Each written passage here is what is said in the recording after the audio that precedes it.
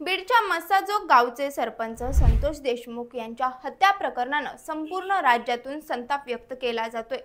याच दरम्यान महाराष्ट्र सरकारनं मोठा निर्णय घेत सरपंच संतोष देशमुख यांच्या हत्येच्या तपासासाठी विशेष तपास पथक म्हणजेच SIT स्थापन केली आहे। या विशेष तपास पथकाचं नेतृत्व आर्थिक गुन्हे शाखेचे पोलीस उपमहानिरीक्षक IPS बसवराज तेली यांच्याकडे असणार आहे। तर तेली यांच्या नेतृत्वाखाली या विशेष तपास पथकात पोलीस उपअधीक्षक अनिल गुजर, सहाय्यक पोलीस निरीक्षक विजय सिंह जोनवाल, पोलीस उपनिरीक्षक महेश विघ्ने, पोलीस उपनिरीक्षक आनंद शंकर शिंदे, सहाय्यक पोलीस उपनिरीक्षक तुळशीराम जगताप, पोलीस हवालदार मनोज वाघ, पोलीस नाईक चंद्रकांत काळकुटे, पोलीस नाईक बाळासाहेब अहंकारे आणि पोलीस शिपाई संतोष गित्ते यांचा समावेश आहे।